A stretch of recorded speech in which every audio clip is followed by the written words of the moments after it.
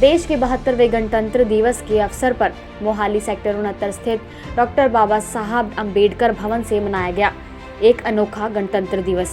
इस दिवस की खास बात यह थी कि यहाँ पर ध्वजारोहण की रस्म किसी मंत्री, समाज सेवी या किसी नौकरशाह द्वारा नहीं करवाई गई, बल्कि एक आम मजदूर महिला ने ध्वजारोहण कर राष्ट्रीय ध्वज को सलामी दी।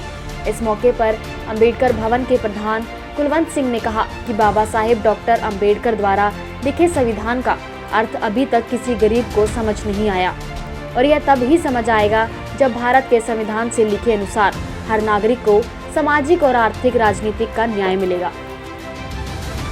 बटन और क्या क्या है, बहुत कुछ लिखा हुआ है, पर मैं कहांगा अज तक का ਜਾਂ ਤੋਂ 5 साल पहला ਜਾਂ 10 साल पहला ਜਿਹੜਾ बड़ा समा गोल्डन पीरियड ਸੀ ਸਾਡੇ ਸਮਾਜ ਵਾਸਤੇ। ਲੋਕਾਂ ਨੇ ਪੜ੍ਹਾਈ ਕਰ ਲਈ, ਨੌਕਰੀਆਂ ਜੁਆਇਨ ਕਰ ਲਈਆਂ, ਰਿਟਾਇਰ ਹੋ ਗਏ। ਹੁਣ ਤਾਂ ਪੜ੍ਹਾਈ ਨਵੀਂ ਐਜੂਕੇਸ਼ਨ ਪਾਲਿਸੀ ਲੈ ਲਓ, ਉਹਦੇ ਵਿੱਚ ਰਿਜ਼ਰਵੇਸ਼ਨ ਹੀ ਹੈ ਨਹੀਂ ਹੈ। अपॉइंटमेंट में कोई रेजोल्यूशन नहीं है, तो किन्ने VC है, किन्ने तो प्रोफेसर है, सब RSS का जिन्होंने नाम नहीं लेना चाहिए। उधरों भर्ती हो रहे साढ़े समाज में लुटा रहे आ गया। राइट टू इक्वलिटी जी रिलीज जी फ्रीडम है वो भी नहीं है। इतने राष्ट्रपति को कोई मंदिर के अंदर नहीं बढ़ देता, बाबू जी के बढ़ जाते तो दुध लधोंदे आ। इतने का कीरतपुर साहब लागे एक बाहर वाली एक पिंड है, मैं मित्तर साहब के नाल रहा बहुत देर, तो इलैक्शन के दौरान कहते जितों आशीर्वाद लेना है। असीं गए उत्थे, बिल्कुल बॉर्डर पर है, वो इधर पंजाब है, इधर हिमाचल है। बीबी है जो एक गरीब बीबी है, उसदे अज तिरंगा झंडा उन्होंने लहराना। मैं मन बहुत खुश है भी डॉक्टर अंबेडकर साहब ने जो सानू सहूलतां दित्तियां, भैन नूं मतलब जिहड़ा ये संविधान च इन्हां नूं बराबरी का हक दिता, वोट का हक दिता, ते होर भी हक बहुत दिते ने, परंतु अज तक इन्ना समा हो गया, हाल तक आपां हक्कां दी लड़ाई वास्ते ही लड़ी जाने। मैं एक एग्जाम्पल देना है, the right of children for free and compulsory education act 2009, इस तहत घट्टो घट्ट 25% सीटां गरीब ਅਤੇ कमजोर वर्ग के बच्चों ਨੂੰ प्राइवेट अनएडेड स्कूलों फ्री सी। सरदार मनमोहन सिंह उस समय की कांग्रेस सरकार का यह कानून बनाया हुआ सी, परंतु कल्ला ही पंजाब रह गया पूरे भारत विच इस एक्ट के थले एक भी बच्चा किसी भी प्राइवेट अनएडेड स्कूल च दाखिल नहीं होया। 11 विद्यक वरे लांघे, 362 स्कूल तो अपने डिस्ट्रिक्ट मोहाली च हैं, 9487 स्कूल पूरे पंजाब च। 3 साल पुरानी फिगर है, होर 150 वध गए होंगे। इस विच प्रॉब्लम की आई, उस समय की जो बादल सरकार सी उन्होंने नोटिफिकेशन जिहड़ी कीती, सेंटर की नोटिफिकेशन सी 8/4/2010 की, बादल साहब ने जिहड़ी इफेक्टिव फ्रॉम 1/4/10। बिल्कुल कल सवेरे मेरे मन ਦੇ ਵਿੱਚ ਇਹ ਆਈਡੀਆ ਆਇਆ ਕਿ ਸੰਵਿਧਾਨ ਦੀ ਜਿਹੜੀ ਬਣਾਉਣ ਵਾਲੀ ਕਮੇਟੀ ਉਹਦੇ ਦੇ ਚੇਅਰਮੈਨ ਤੇ ਭੀਮਰਾਓ ਅੰਬੇਦਕਰ ਸੀਗੇ, ਤੇ ਸਰਕਾਰ ਉਹਨਾਂ ਨੂੰ ਐਪਰੋਪਰੀਏਟ ਕਰਕੇ ਉਹ ਤੇ ਆਪਣੇ ਹੱਕ ਦੇ ਵਿੱਚ ਸਾਰੇ ਜਸ਼ਨ ਮਨਾਉਂਦੀ ਹੈ।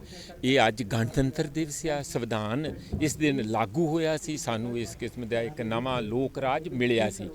पर असल ਵਿੱਚ ਜਿਹੜਾ ਲੋਕ ਰਾਜ ਦਾ ਜਿਸ ਵੱਡੇ ਪੱਧਰ ਤੇ ਕਾਣ ਹੋ ਰਿਹਾ, ਜਿਵੇਂ ਲੱਖਾਂ ਦੀ ਗਿਣਤੀ 'ਚ ਬਾਰਡਰ ਤੇ ਬੈਠੇ ਕਿਸਾਨ ਆ, 3 ਨਵੇਂ ਕਾਨੂੰਨ ਮਾਰੂ ਕਾਨੂੰਨ ਆ ਗਏ ਆ, 44 ਦੇ 44 ਮਜ਼ਦੂਰਾਂ ਦੇ ਹੱਕ 'ਚ ਬਣੇ ਹੋਏ ਕਾਨੂੰਨ ਉਹਨਾਂ ਨੂੰ ਤੁਸੀਂ ਰਿਪੀਲ ਕਰਕੇ ਉਹਨਾਂ ਨੂੰ ਫਾੜ ਕੇ 4 ਲੇਬਰ ਕੋਡ ਬਣਾਤੇ, ਜਿਹਦੇ ਵਿੱਚ ਆਉਣ ਵਾਲੇ ਸਮੇਂ 'ਚ ਮਜ਼ਦੂਰਾਂ ਦੀ, ਦਲਿਤਾਂ ਦੀ, ਭੈਣਾਂ ਦੀ, ਬੀਬੀਆਂ ਦੀ ਏਡੀ ਦੁਰਦਸ਼ਾ ਹੋਣ ਵਾਲੀ ਹੈ। ਕੋਈ ਹੱਕ ਹਕੂਕ ਨਹੀਂ ਰਹਿਣ ਦਿੱਤਾ। ਟ੍ਰੇਡ ਯੂਨੀਅਨ ਦਾ ਹੱਕ कमज़ोर कर दिता, तुसी वेज पेमेंट का हक कमज़ोर कर दिता, वेज नूं कैलकुलेट करन दा घंटिया प्रति वेज कर दी है।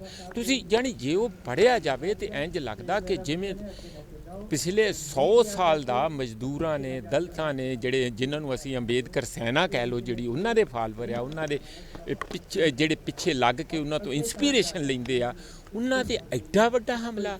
ये ना ਬਰਦਾਸ਼ਤ ਕਰਨ ਵਾਲੀ ਚੀਜ਼ ਸੀ। ਤੇ ਇੱਥੇ ਸ਼੍ਰੀ ਤੁਹਾਨੂੰ ਪਤਾ ਰਿਟਾਇਰਡ IAS ਸ਼੍ਰੀ SR ਲੱਦੜ ਸਾਹਿਬ ਤੇ ਜਗਤਾਰ ਸਿੰਘ ਹੁਣੀ ਜਿਹੜੇ ਰਿਟਾਇਰਡ IRS ਆ, ਤੇ ਮੈਂ ਮਿਲ ਕੇ ਅਸੀਂ ਤੁਰੰਤ ਇਹ ਮੀਟਿੰਗ ਕਾਲ ਕੀਤੀ ਕਿ ਆਪਾਂ ਕੱਲ੍ਹ ਹੀ ਮੀਟਿੰਗ ਕਰਕੇ ਅੱਜ ਦੇ ਦਿਨ ਲਈ ਅਸੀਂ ਤਿਆਰੀ ਕੀਤੀ। ਮੈਨੂੰ ਬਹੁਤ ਖੁਸ਼ੀ ਆ ਕਿ ਜਿੰਨੀ ਅਸੀਂ ਐਵੇਂ ਕੁਝ ਘੰਟਿਆਂ ਦੇ ਵਿੱਚ ਹੀ ਸਾਰਾ ਫੈਸਲਾ ਲੈ ਕੇ ਇਹ ਸਾਰਾ ਕੁਝ ਫੰਕਸ਼ਨ ਅੱਜ ਕਰ ਰਹੇ ਹਾਂ। ਆਉਂਦੇ ਸਾਲ ਮੈਂ ਹੁਣੇ ਇੱਥੇ ਪ੍ਰਪੋਜ਼ ਕਰਨ ਵਾਲਾ ਹਾਂ ਕਿ ਇਹ ਵੱਡਾ ਜਸ਼ਨ ਹੋਊਗਾ। ਇਹ ਹੋ ਸਕਦਾ ਅਸੀਂ ਕਈ ਦਿਨ ਚਲਾਵਾਂਗੇ, ਕਨਕਲੂਡ 26 ਤਰੀਕ ਨੂੰ ਹੋਊਗਾ, ਪਰ ਇਹ ਕਈ ਦਿਨ ਚੱਲੂਗਾ। ਉਹਦੇ 'ਚ ਸੈਮੀਨਾਰ ਹੋਊਗੇ, ਉਹਦੇ 'ਚ ਡਿਸਕਸ਼ਨਾਂ ਹੋਣਗੀਆਂ, ਉਹਦੇ 'ਚ ਆਉਣ ਵਾਲੇ ਸਮੇਂ 'ਚ ਕੀ ਕਰਨਾ, ਐਕਟੀਵਿਸਟ ਹੋਣਗੇ, ਉਹਦੇ 'ਚ ਯਾਤਰਾ ਕੱਢੀ ਜਾਊਗੀ ਸੰਵਿਧਾਨ ਨੂੰ ਲੈ ਕੇ। ਇਹ ਸੰਵਿਧਾਨ ਆ ਜਿਹਦੇ ਕਰਕੇ ਅਸੀਂ ਬਚੇ ਹੋਏ ਹਾਂ, ਔਰ ਜਿੱਥੇ ਐਡਾ ਵੱਡਾ ਹਮਲਾ ਕੇਂਦਰੀ ਸਰਕਾਰ ਵੱਲੋਂ ਹੋ ਰਿਹਾ ਉਸ ਨੂੰ ਬਚਾਉਣ ਲਈ ਇੱਥੇ ਅਸੀਂ ਖੇਡਾਂ ਕਰਵਾਉਣ ਦੀ ਕੋਸ਼ਿਸ਼ ਕਰਾਂਗੇ। ਅਸੀਂ ਇੱਥੇ ਜਿਹੜਾ ਬੱਚਿਆਂ ਦਾ ਕੰਪੀਟੀਸ਼ਨ ਕਰਾਂਗੇ, ਇੱਕ ਡਿਗਨੀਫਾਈਡ ਲਾਈਫ, ਇੱਕ ਇੱਜ਼ਤ ਦੀ ਜੀਵਨ ਜਿਹੜੀ ਇਹ ਧਰਤੀ ਹੈ, ਹਵਾ ਆ, ਪਾਣੀ ਆ, ਇਹ ਸਾਰਿਆਂ ਦੀ ਸਾਂਝੀ ਆ। ਇਹ ਦੇਸ਼ ਸਾਰਿਆਂ ਦਾ ਬਰਾਬਰ ਹੈ। ਜਿਵੇਂ ਪਸ਼ੂ ਪਕਸ਼ੀ ਸਾਰੇ, ਉਹਨਾਂ 'ਚ ਕੋਈ ਇਹੋ ਜਿਹੀ ਜਾਤੀਗਤ ਗੱਲ ਨਹੀਂ ਹੁੰਦੀ। ਸਾਡੇ ਕਾਹਦੇ ਇਨਸਾਨ ਆ, ਅਸੀਂ ਤੇ ਪਸ਼ੂਆਂ ਪੰਛੀਆਂ ਨਾਲੋਂ ਵੀ ਬੁਰੇ ਹੋ ਗਏ ਆ, ਜਿਹੜੇ ਅਸੀਂ ਅੱਜ ਵੀ ਆਪਣੇ ਵਿੱਚ ਧਰਮਾਂ ਦੇ ਨਾਂ 'ਤੇ, ਜਾਤਾਂ ਦੇ ਨਾਂ 'ਤੇ, ਜੈਂਡਰ ਦੇ ਨਾਂ 'ਤੇ ਇੰਨਾ ਵੱਡੀ ਇੱਕ ਦੂਜੇ ਦੇ ਨਾਲ ਡਿਸਕ੍ਰਿਮੀਨੇਸ਼ਨ ਕਰਦੇ ਆ, ਉਹਦੇ ਨਾਲ ਵਿਤਕਰਾ ਕਰਦੇ ਆ। ਉਹਦੇ ਤੋਂ ਮੁਕਤੀ ਪਾਉਣ ਲਈ ਅਸੀਂ ਇੱਥੇ ਮਾਨਵਤਾ ਦਾ ਜਸ਼ਨ ਹਰ ਸਾਲ ਲਾਇਆ ਕਰਾਂਗੇ। ਉਹ ਲੰਬਾ ਟਾਈਮ ਕਰਿਆ ਕਰਾਂਗੇ, ਕਈ ਦਿਨ ਚੱਲਿਆ ਕਰੂਗਾ, ਲੰਗਰ ਲੱਗਣਗੇ ਇੱਥੇ। ਤੁਸੀਂ ਦੇਖੋ ਸਹੀ, ਅਸੀਂ ਉਹ ਸਾਰੇ ਬੰਧਨ, ਜਿਵੇਂ ਅੱਜ ਦੀ ਤਰੀਕ ਦੇ ਵਿੱਚ ਕਿਸਾਨਾਂ ਨੇ ਟਿੱਕਰੀ ਤੇ ਸਿੰਘੂ ਬਾਰਡਰ ਤੇ ਉਹ ਸਾਰੇ ਬੰਧਨ ਤੋੜਿਆ, ਉਹੋ ਜਿਹਾ ਅਸੀਂ ਹਰ ਸਾਲ ਇੱਥੇ ਬੇਗਮਪੁਰਾ ਵਸਾਇਆ ਕਰਾਂਗੇ।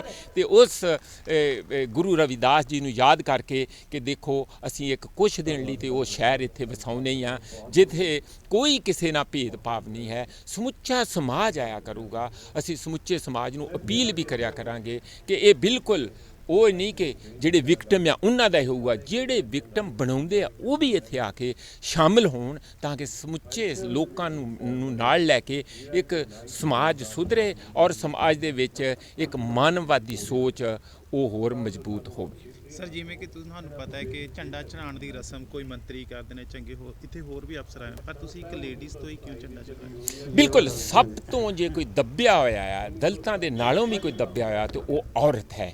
ਇਸ ਔਰਤ ਵੀ ਉਹ ਜਿਹੜੀ ਕਿਤੇ ਘਰਾਂ 'ਚ ਕੰਮ ਕਰਦੀ ਹੈ, ਗੋਹਾ ਕੂੜਾ ਕਰ ਰਹੀ ਹੈ, ਝਾੜੂ ਲਾ ਰਹੀ ਹੈ, ਦਿਹਾੜੀ ਕਰ ਰਹੀ ਹੈ, ਬੱਚੇ ਪਾਲ ਰਹੀ ਹੈ, ਪਤੀ ਦਾ ਵੀ ਜਿਹੜਾ ਬੋਝ ਉਹ ਆਪਣੇ ਸਿਰ 'ਤੇ ਲੈ ਕੇ ਚੱਲਦੀ ਆ, ਬੱਚਿਆਂ ਦਾ ਬੋਝ ਸਿਰ 'ਤੇ ਲੈ ਕੇ ਚੱਲਦੀ। ਜਿਹਦੇ 'ਤੇ ਸਭ ਤੋਂ ਵੱਧ ਬੋਝ ਆ, ਅਸੀਂ ਉਸ ਨੂੰ ਅੱਜ ਇਹ ਅਹਿਸਾਸ ਕਰਾਉਣਾ ਚਾਹੁੰਦੇ ਸੀ ਕਮਲੇਸ਼ ਰਾਣੀ ਦੇ ਰਾਹੀਂ, ਜਿਨ੍ਹਾਂ ਨੇ ਅੱਜ ਝੰਡਾ ਚਲਾਇਆ ਆ, ਕਿ ਦੇਖੋ ਤੁਹਾਡੀ ਅੱਜ ਦੇ ਦਿਨ ਘੱਟੋ ਘੱਟ ਉਨੇ ਕੁ ਟਾਈਮ ਦੇ ਲਈ ਬਿਲਕੁਲ ਤੁਸੀਂ ਆਪਣੇ ਆਪ ਨੂੰ ਮਾਣ ਮਹਿਸੂਸ ਕਰੋ। ਇਹ ਝੰਡਾ ਤਿਰੰਗਾ, ਇਹ ਲੋਕਾਂ ਨੇ, ਲੱਖਾਂ ਲੋਕਾਂ ਨੇ ਸਟਰਗਲ ਕਰਕੇ ਇਸ ਨੂੰ ਪ੍ਰਾਪਤ ਕੀਤਾ। ਤੇ ਇਹ ਸੰਵਿਧਾਨ ਜਿਸ ਦੇ ਬਾਨੀ ਡਾਕਟਰ ਭੀਮ ਰਾਓ ਅੰਬੇਦਕਰ ਆ, ਤੇ ਆਪਾਂ ਉਹਨਾਂ ਦੇ ਅਪੰਛਕ ਹੈਗੇ ਆ। ਤੇ ਤੁਸੀਂ ਆਓ ਅੱਜ ਉਸ ਗੱਲ ਦੀ ਆਜ਼ਾਦੀ ਦਾ ਕੁਛ ਛਣ ਲਈ ਅਹਿਸਾਸ ਕਰੋ ਕਿ ਇਹ ਗਣਰਾਜ ਆ, ਇਹ ਲੋਕ ਰਾਜ ਆ, ਇੱਥੇ ਸੰਵਿਧਾਨ ਦਾ ਰਾਜ ਆ। ਔਰ ਇਹ ਵੀ ਸੁਨੇਹਾ ਲੈ ਕੇ ਜਾਓ ਕਿ ਅੱਜ ਦੀ ਤਰੀਕ ਦੇ ਵਿੱਚ ਇਹ ਕਿੰਨਾ ਖਤਰੇ ਵਿੱਚ ਸਰਕਾਰਾਂ ਵੱਲੋਂ ਪਾਇਆ ਜਾ ਰਿਹਾ, ਜਿਨ੍ਹਾਂ ਨੇ ਇਸ ਸੰਵਿਧਾਨ ਨੂੰ ਲਾਗੂ ਕਰਨਾ ਸੀ, ਉਹਦੇ ਪ੍ਰੋਟੈਕਟਰ ਬਣਨਾ ਸੀ, ਉਹੀ ਇਸ ਸੰਵਿਧਾਨ ਨੂੰ ਖਤਰੇ ਵਿੱਚ ਪਾ ਰਹੇ। ਸਰ, ਅੱਜ ਦਿੱਲੀ ਦੇ ਵਿੱਚ 26 ਜਨਵਰੀ ਦੇ ਦਿਨ ਟਰੈਕਟਰਾਂ ਦੀ ਜੋ ਰੈਲੀ ਹੋ ਰਹੀ ਹੈ, ਕਿਸਾਨਾਂ ਨੇ ਆਪਣੇ ਕਾਫੀ ਬੈਰੀਕੇਡ ਤੋੜ ਕੇ ਅੱਗੇ ਵਧ ਰਹੇ ਹਨ। ਅੱਜ ਦਾ ਦਿਨ ਤੁਹਾਨੂੰ ਲੱਗਦਾ ਕਿ ਕੀ ਲੈ ਕੇ ਆਏਗਾ ਕਿਸਾਨਾਂ ਦੀ ਜਿਹੜੀ ਹਿੰਮਤ ਔਰ ਉਹਨਾਂ ਨੇ ਜਿਹੜਾ ਇੰਨੀ ਦੇਰ ਤੱਕ ਸਬਰ ਕੀਤਾ ਔਰ ਆਰਾਮ ਨਾਲ ਸ਼ਾਂਤਮਈ ਪੁਰਅਮਨ ਜਿਹੜਾ ਏਡੇ ਤਰੀਕੇ ਦਾ ਪ੍ਰਦਰਸ਼ਨ 2 ਮਹੀਨਿਆਂ ਤੋਂ ਕਰ ਰਹੇ ਸੀ, ਉਹਨਾਂ ਦੇ ਸਬਰ ਦਾ ਪਿਆਲਾ ਭਰ ਗਿਆ। ਔਰ ਉਹ ਚਾਹੁੰਦੇ ਹੋਏ ਵੀ ਕਿ ਅਸੀਂ ਸ਼ਾਂਤਮਈ ਰਹੀਏ, ਨੌਜਵਾਨਾਂ ਨੂੰ ਰੋਕ ਨਹੀਂ ਪਾ ਰਹੇ, ਉਹਨਾਂ ਦੇ ਲੀਡਰ ਰੋਕ ਨਹੀਂ ਪਾ ਰਹੇ, ਕਿਉਂਕਿ ਉਹਨਾਂ 'ਚ ਜਿਹੜਾ ਗੁੱਸਾ, ਕੁਛ ਬੇਰੁਜ਼ਗਾਰੀ ਦਾ, ਕੁਛ ਹੋਰ ਸਾਰੇ ਕਿਸਮ ਦੇ ਗੁੱਸੇ ਆ ਉਹਨਾਂ ਦੇ। ਕੋਈ ਪੜ੍ਹਾਈ ਨਹੀਂ, ਕੁਝ ਭਵਿੱਖ ਨਹੀਂ, ਕੋਈ ਨੌਕਰੀਆਂ ਨਹੀਂ, ਕੋਈ ਸਿਹਤ ਸੇਵਾਵਾਂ ਨਹੀਂ।